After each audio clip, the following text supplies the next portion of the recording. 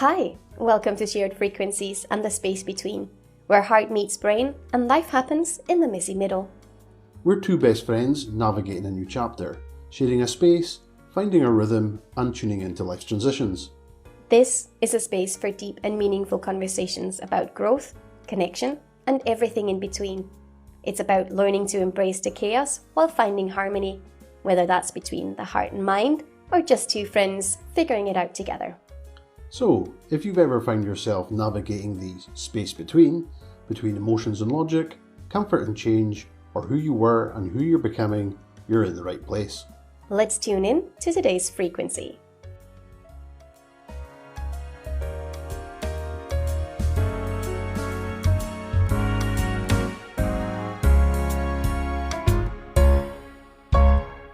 Hello and welcome to episode 6 of Shared Frequencies, Our Relationship, Our Frequency.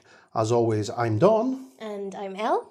And today we will be diving into a little bit of chat about what our relationship is. So I think we've mentioned it on a previous episode where we talked about not explaining or feeling a need to explain our relationship to anybody. Yeah, not feeling the need to justify our relationship. Yeah. And I think when we talked afterwards, we realised that actually that's what we meant, not justifying our friendship, our relationship, our whatever it's called, and we'll dive into a bit of that kind of during our chat. Yeah, and I came up again because you and I recently listened to another podcast episode. We did. We listened to Simon Sinek with Raina Cohen, which was and it was just it really struck a chord with both of us because they were talking about this very thing, this defining. It was terminology that we didn't have before, yes. Right? It was a way of explaining, but also contextualizing. Yes. Relationships and how things can be and how we're actually very limited in the way that it's expressed today or the way that it's understood today in terms of feelings and love and friendship and everything has become very muddled and it was that puzzle piece that we didn't have before. Because I think I for one when I'm talking to people and whatnot, and I mention you and whatnot, and I say, "Oh, my friend or my best friend or whatever," but it doesn't feel enough. Mm-hmm. That's what it's described as. Because I feel like we have more than that. Yeah.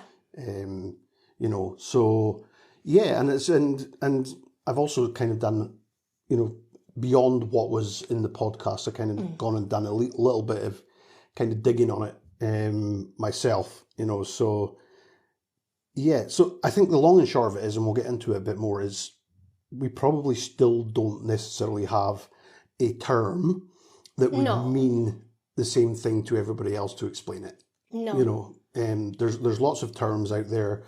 There's platonic partnerships, there's life partners, there's non-monogamous friends. There's all these non-monogamous friends. Yeah. I mean, yeah. Okay. Yeah. So I think that's it. I mean, trying to describe it within the language that we've got is that we have a very close relationship. Yeah.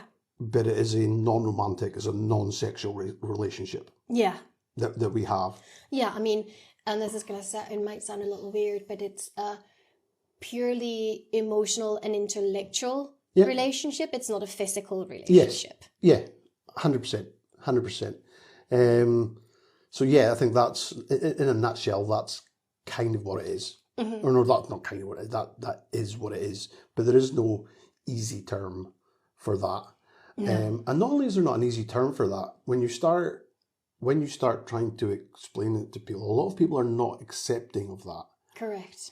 It's that's not possible. We've had people who think we're a married couple. Mm-hmm. We've had people who think we're a couple. We have had people who think we're in denial of our real feelings for each other, because we're Yeah, not romantically involved. Or that they're unresolved Yeah, feelings. yeah. You know, so, and they are resolved, you know, They are resolved. I mean, it came up in a previous episode, probably one of the earlier episodes, where I mentioned the moment that could have broken our relationship. So let's kind of like dive right in, start off with that, and then kind of go from there. Yeah, I mean, you are hosting. I am just following your lead. Yeah, so let's do it. A few months, was it a few, you know, maybe a year or so? Yeah, it must have been a year, right? Yeah. Because we met each other in March of 2020, and it was the week or a couple of days before we did my bathroom. Yes. Which was in March 2021. Yeah. So yeah, it was a year into our friendship. Yeah, and I basically said that I thought there might be more to our relationship than the platonic side of it. You know, so, and that was, I mean, that was a hard thing for me to say. It was a hard thing for me to ask of you, because I knew that we had this fantastic relationship, and I just, there's like this fear that I was going to break it. Now, I had confided in people I thought were friends at the time, and I'd spoken to people, and they were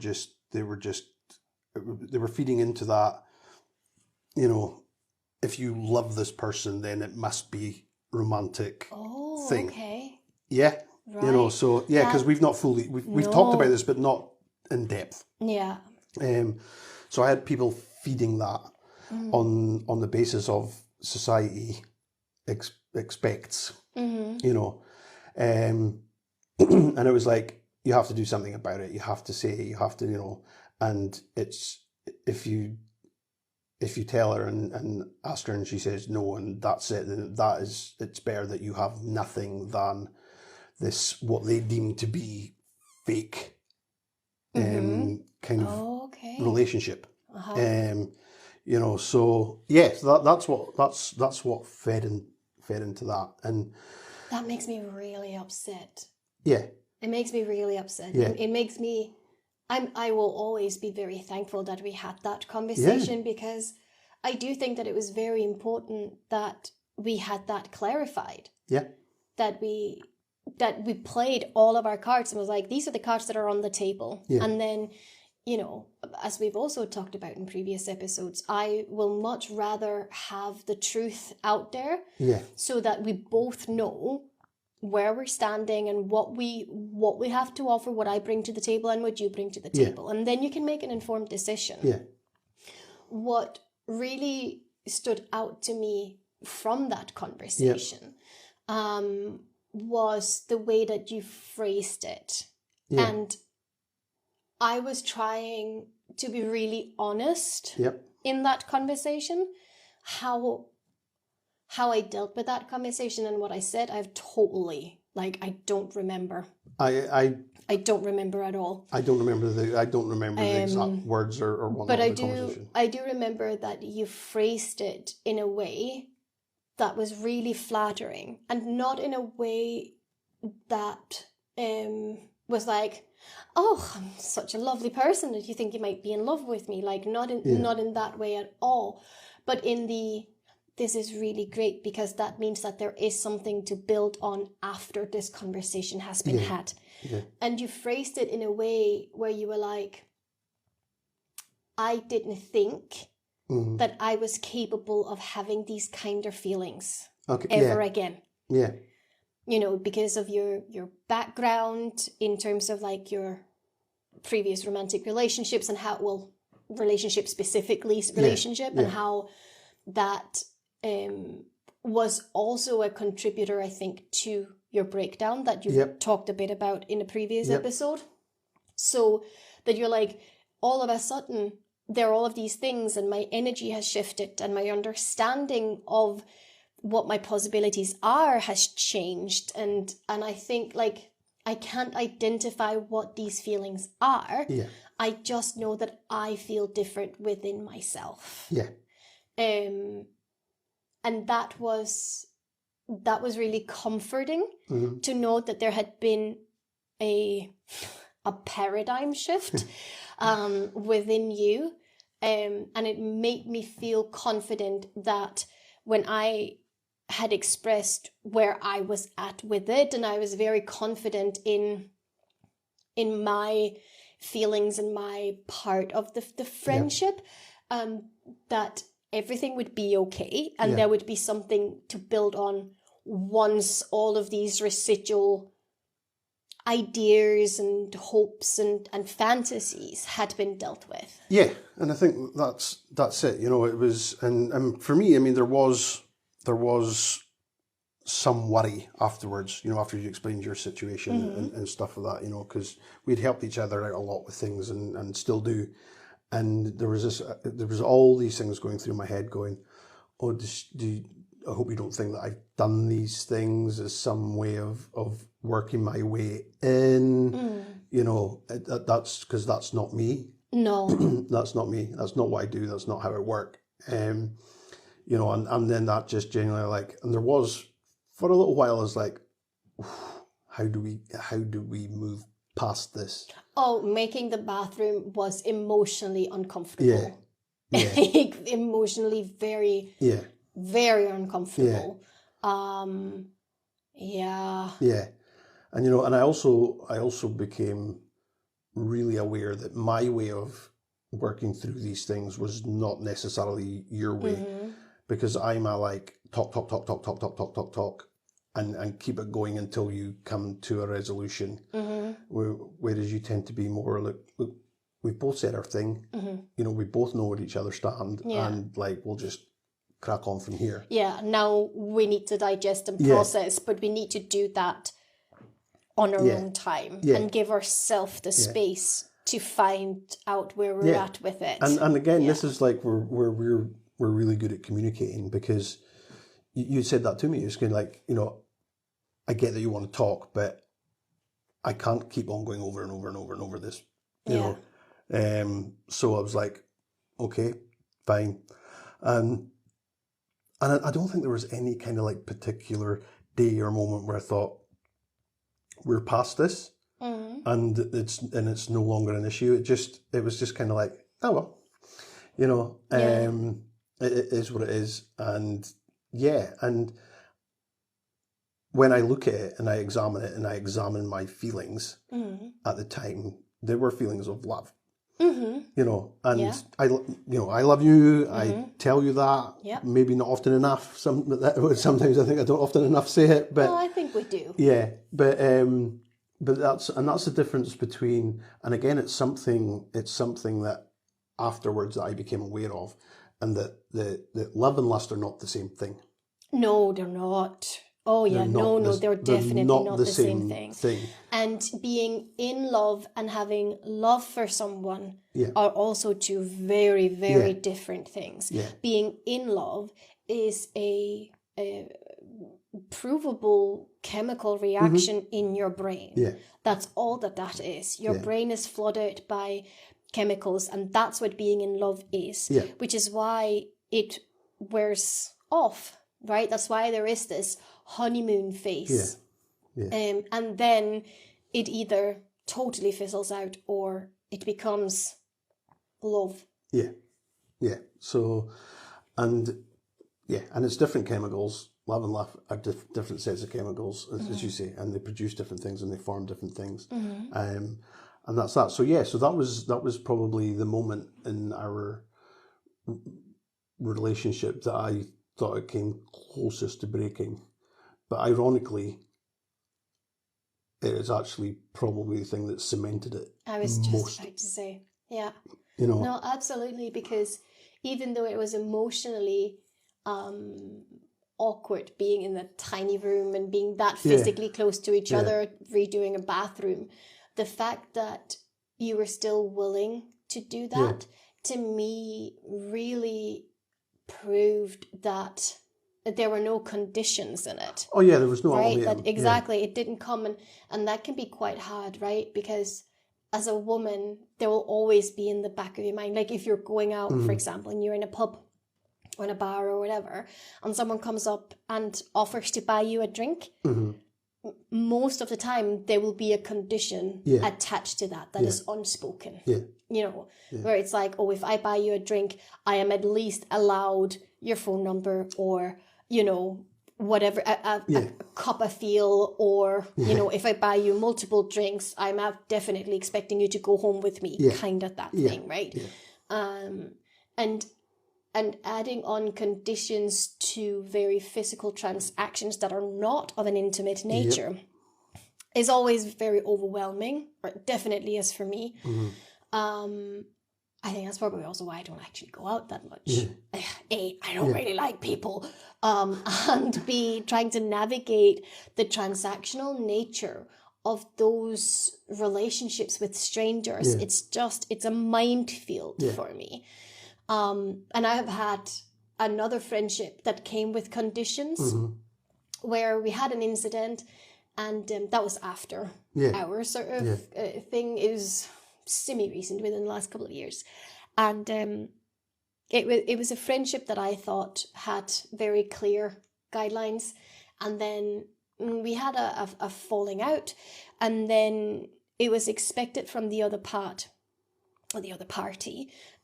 that our friendship would just return to normal and it would become exactly the same thing that it was. And I had to make it very clear. I was like, well, no, that relationship will never become the same thing again, because you broke my trust. You broke that confidentiality, or like that mutual respect and that trust, and that will never happen. Like, that will never come back again. Now, I'm happy to have a friendship with you. I'm happy to continue having a relationship and meet up and have coffees, but you will never be in my inner circle again. And then I got a breakup message, you know, where it was like, well, if you can't be my friend the same way that you've been my friend for a few years now, then I'm not interested. Like that whole all or nothing. And I think that was what really worked for us, was that, well, actually, no, what we can have and what we can end up having is so much more than... And that was something I was very conscious of when I talked to you. That noise in the dog, that's a dog having a drink. A thirsty dog. Was that, A, this wasn't me presenting an ultimatum. B, this wasn't me. I didn't want to create a situation that we didn't have a chance to come back from. You know. And actually, I don't feel that it went anywhere for it to come back. It didn't. It absolutely did not feel that at all. No, for me neither. And you know, so that was it. And you talked about the other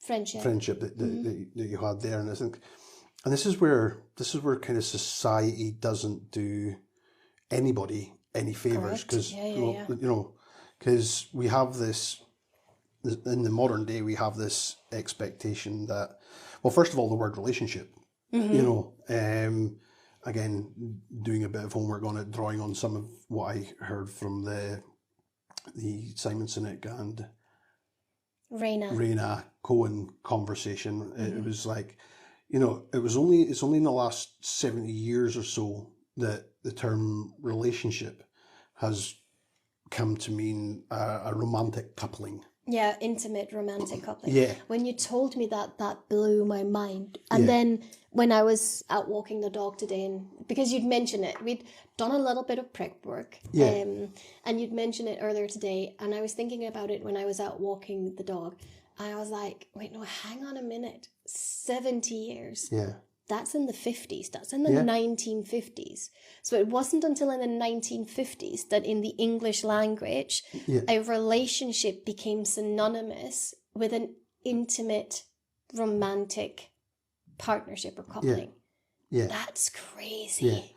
I mean, prior to that, there were all kinds of friendships, relationships, partnerships, whatever they be. The term was still partnership. So partnership just meant a lot of different things. Yeah, so absolutely. No, sorry, relationship. Did I say partnership? Yeah, Relationship had a lot of different meanings. It was, even to the extent of marriage, you look at, it was... Oh yeah, you said that as well, that marriage, being wedded meant something completely different. So to be wedded to somebody just meant you had an agreement contract with them. And that could be business contracts as well. It could be anything, you were just essentially connected to someone. Yeah, contracted. Wedded was synonymous with contracted and not in a romantic, intimate... Yeah, but even then, right up until through the 1700s, weddings were contracts. There was they didn't have to involve love.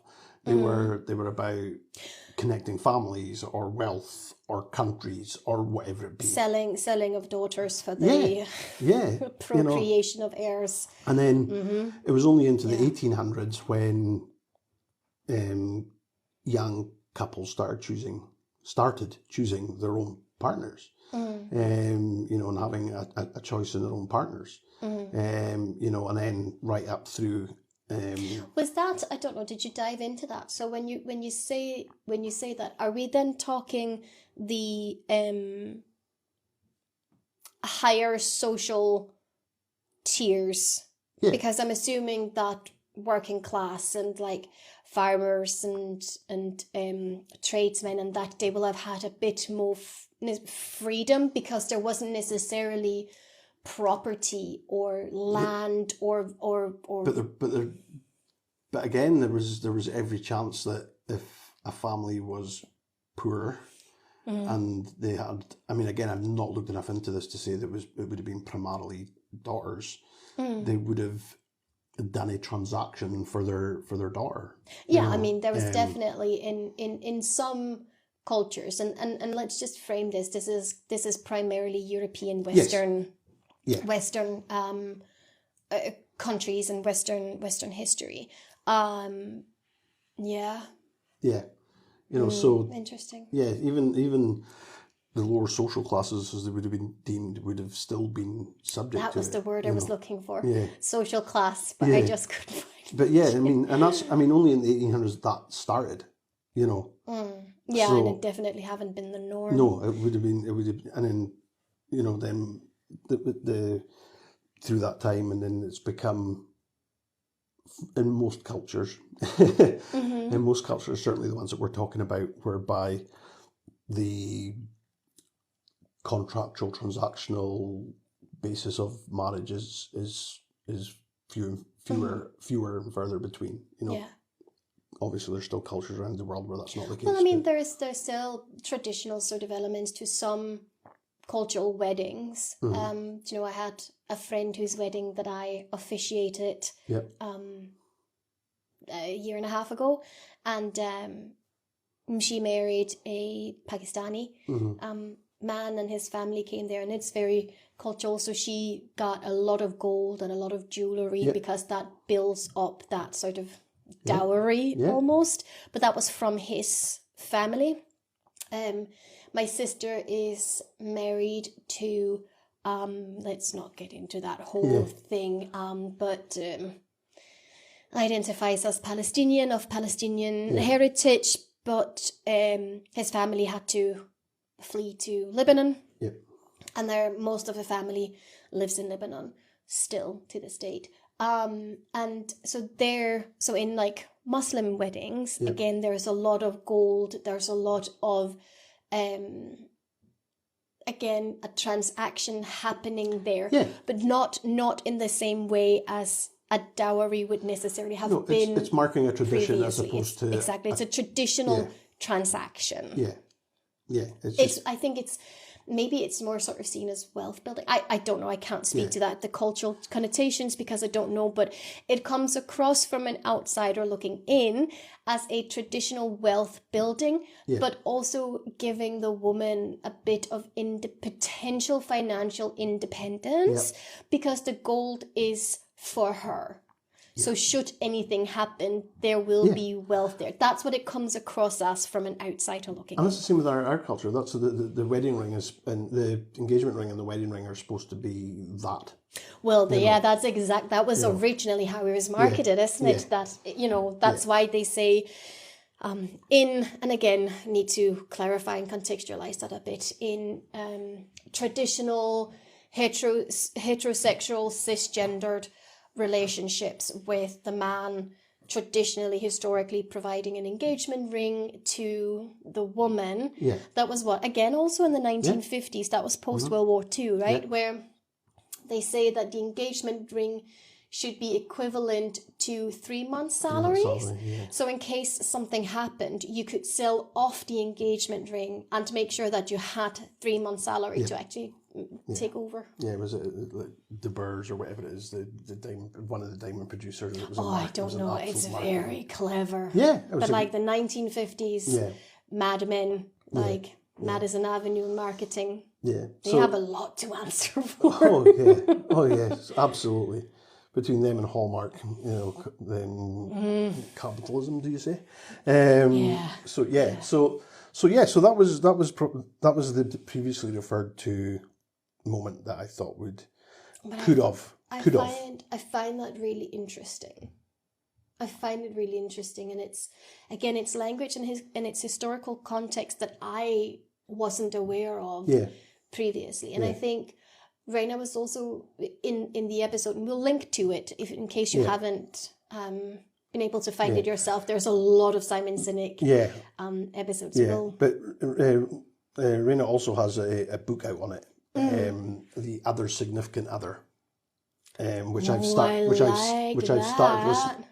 listening to it, and it's all about how we frame relationships, and she talks a lot more about the history of it, and how there were in throughout history there are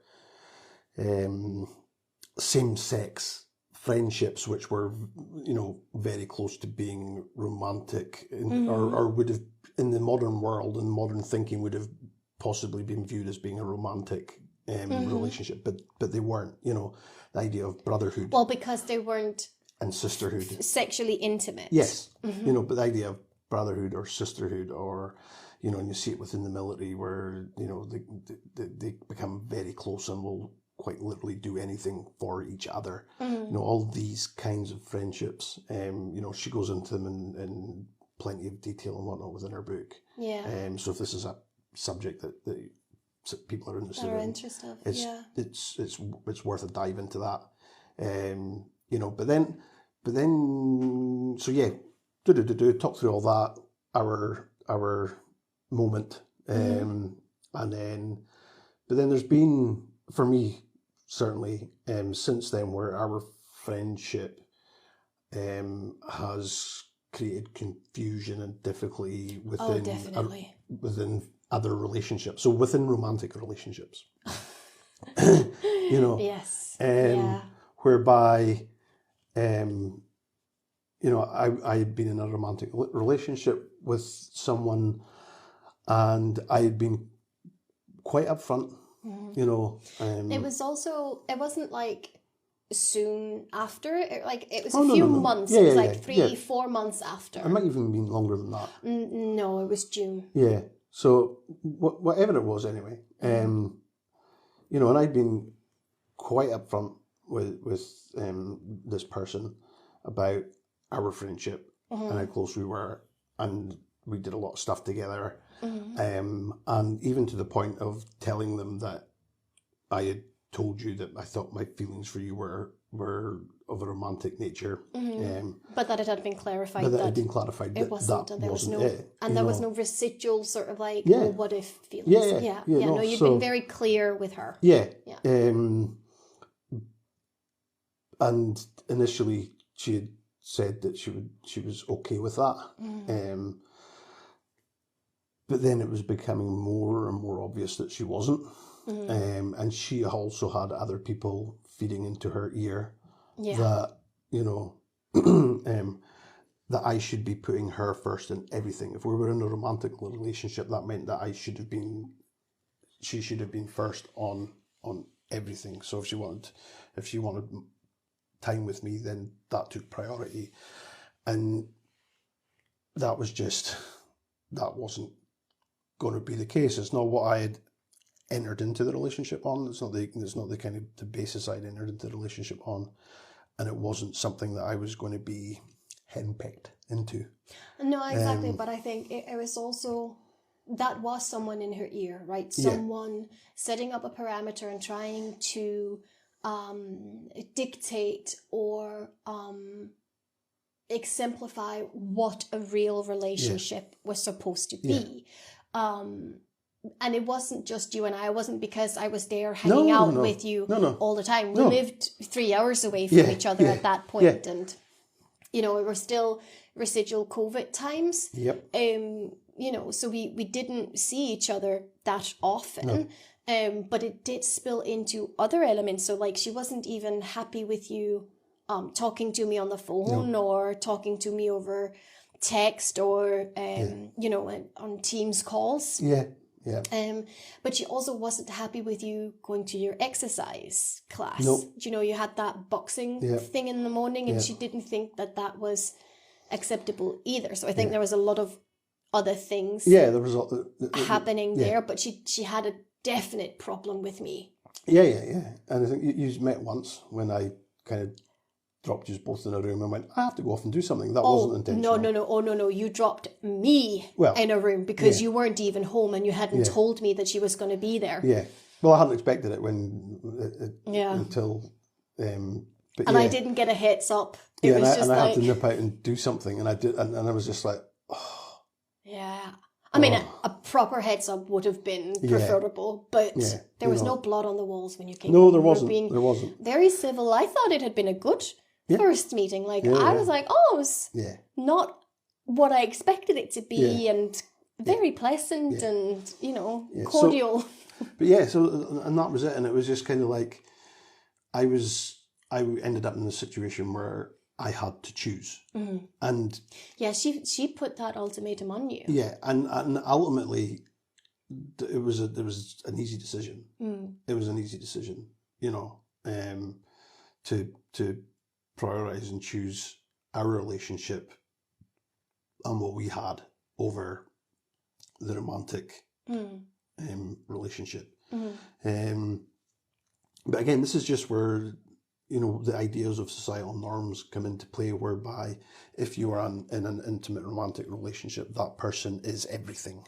Yeah, it's so bizarre to me, but that is, So, breaking down those expectations, and I think that's something that society is going to have to learn how to do. And actually what you need to do is roll back the clock and look and take the attitude that existed back in the not in the 1700s, 1800s and around those times, where it wasn't marriage, most things were just accepted as what they were.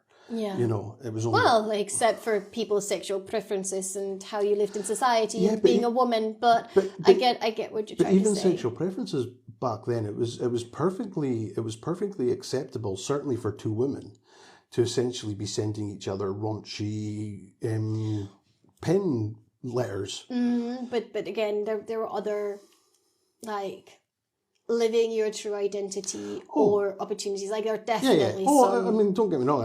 I'm not. But in this particular, in terms of this particular setting. So and it was certainly there could be... No, I agree. I think we need to expand our vocabulary, and I think it needs to be okay to have these conversations. But you are right. It is that limited belief. It is that, oh well, this is how it's supposed to look like. Yeah. And again, I've not looked at this, not something I looked into, but it kind of, it falls to the idea of the nuclear family, and you know, the heteronormative. And you get together, you've got romantic relationship, it's your best friend, it's your confidant, it's your person that you're going to have children with and build your life with. And, I mean, I've been in a relationship like that. My only official fiance. Yeah. Sounds like a very weird disclaimer. There's some background there. Yeah.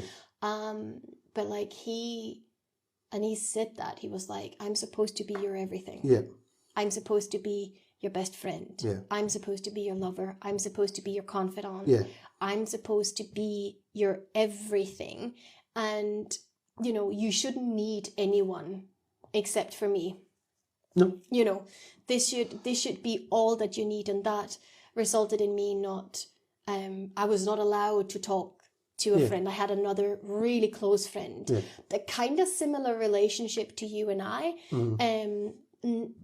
Obviously, it was that was from India. It was a shorter relationship, and I moved away. Right.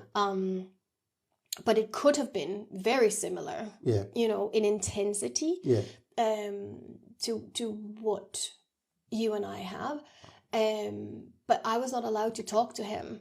Yeah. I was not allowed to, you know, share anything with my sister or have long conversations with my sister. And like, he was supposed to be my everything. And that was a very controlling and very emotionally manipulative. That was a very toxic relationship. Yeah. It was very intense for both of us. And it was just, it was a lot. It was a lot. But yeah, no, he outright was like, no, I am supposed to be your everything. Yeah. You're my everything, and I'm supposed to be yours. Yeah. And I was like, I can't do that. Yeah. But that's it. And it's just this idea. And, you know, my programming was absolutely that, to be looking at, that's how we ended up in the situation that we ended up in, because in my head, I was just going, I have these feelings, that must mean this, that means the next move is this. You know, and that was just all the programming. What we're led to believe is the norm of things, and you know the only natural progression. Is to move to that next level. So, you know, if you have feelings for someone that are beyond the platonic traditional friendship kind of model, then that must mean that it's the next level. You know, and then there's the whole the prioritization thing and whatnot. You know, I'm conscious I don't want to turn this into a rehash of the Simon Sinek podcast with Raina Cohen, but it's just like, there was so much from that just struck with me, going, that's really good. There are people out there with a broader voice than what we have at the moment. You know, we're not quite at our first million listeners yet. Hardly. Hardly. And we will never reach 1 million, and I'm totally okay with that. No, but you're so right, because you listened to this episode first and you shared it with me, and you're like, listen, you need to listen to this episode, because I listen very chronologically. Yeah. And you don't necessarily. No. So you'd flagged this, and it's one of the newer episodes. And I just felt so seen. Yes. And I think that was the biggest takeaway that I took from it, is that Simon Sinek made the same observation, that he felt so seen, and he has a relationship that sounded a lot like what you and I have. And it made him feel seen, because he had also been questioned, and he had been very judged, you know, A, for being single for the majority of his life, and B, for having this very intense, non-sexual, you know, romantic, not necessarily romantic, but non-romantic relationship.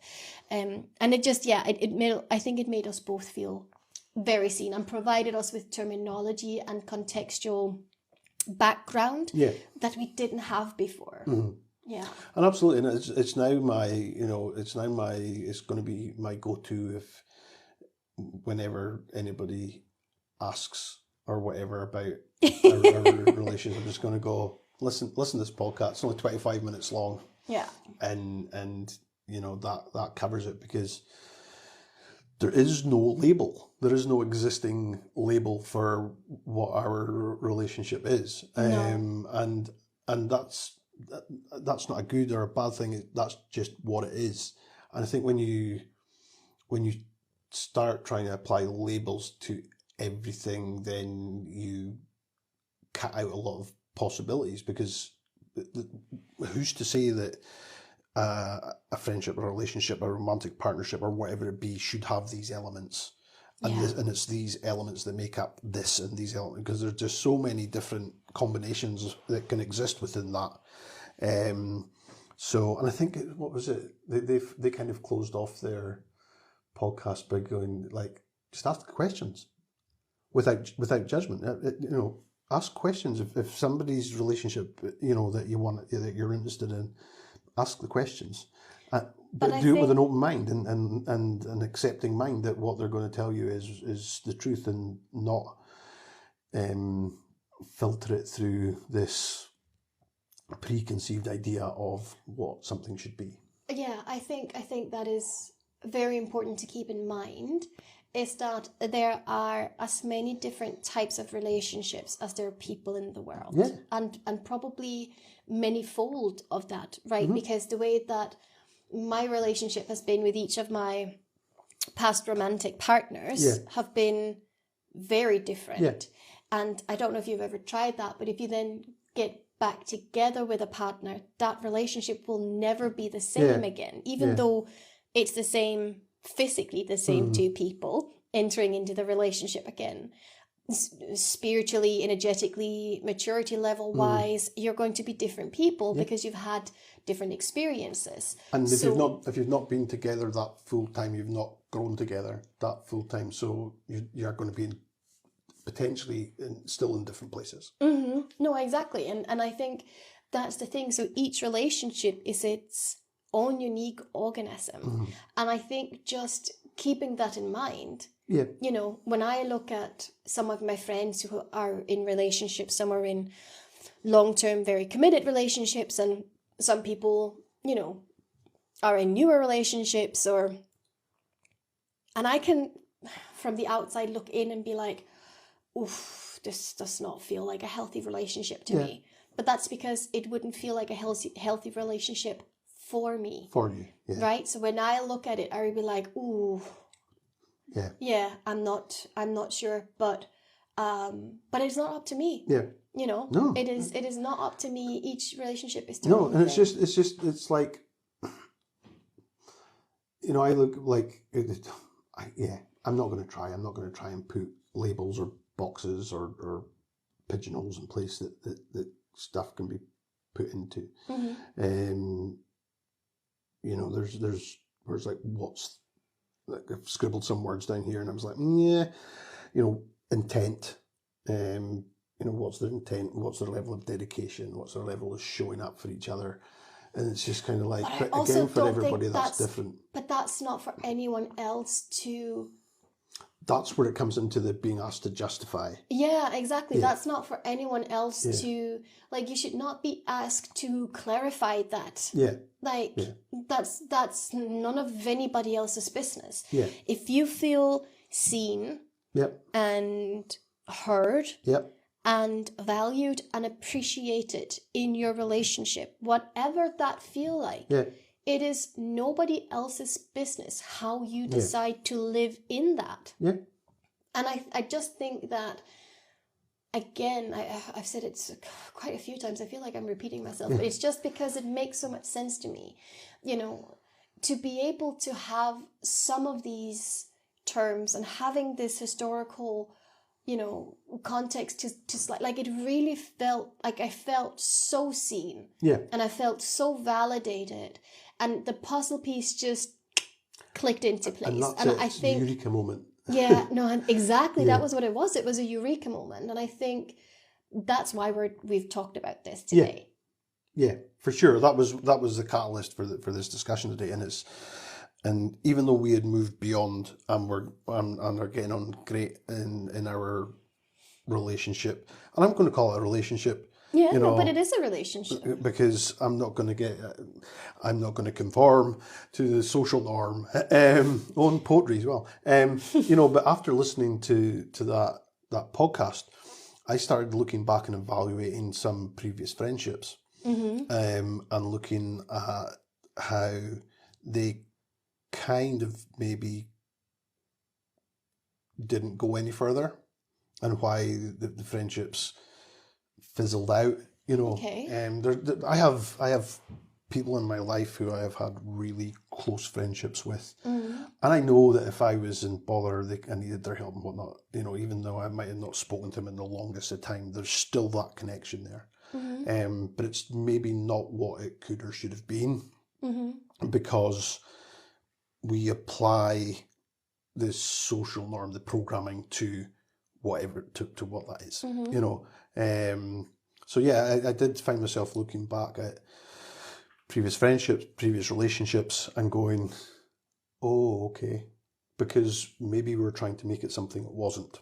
Yeah. And not letting it be what it should be. What it was. Yeah. And so for me, that was the big... Did that make you sad, or did it make you... I don't know, it didn't. It just made me go, because I don't live with too many regrets in life. Yeah. I don't see the point in wasting energy on them, but it's like...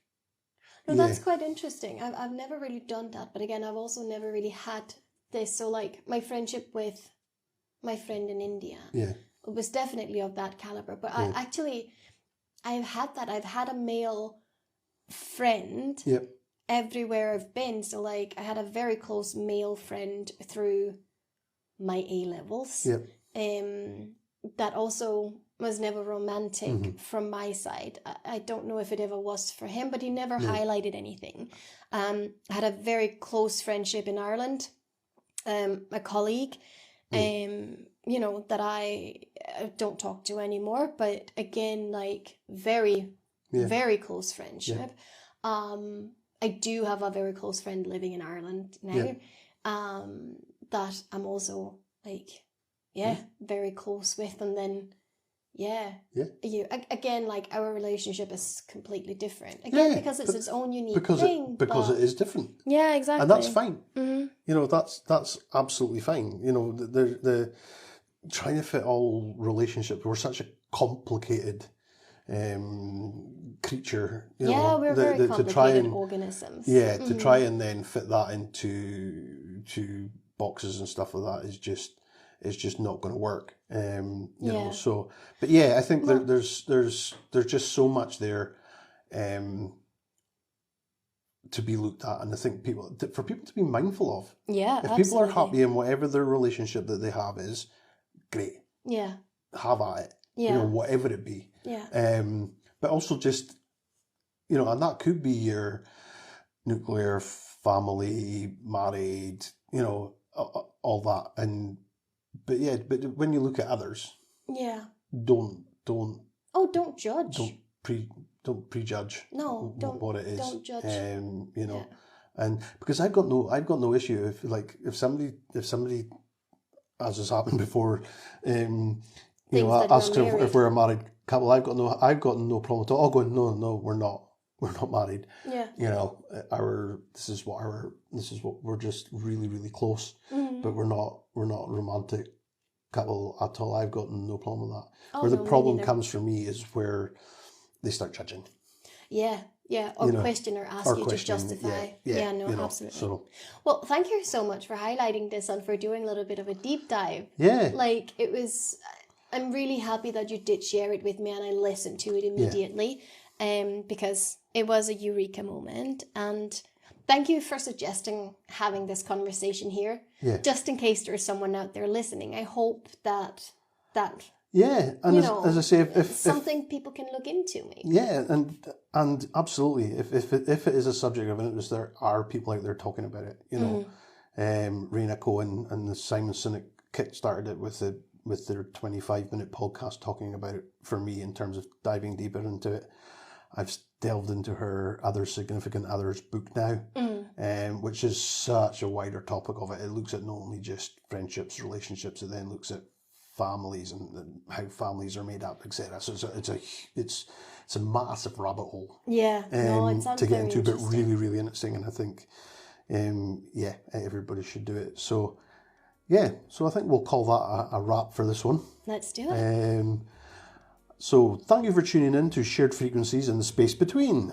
We hope that the conversation that we've had today has helped you find a little more clarity in your own space between, whatever that might look like.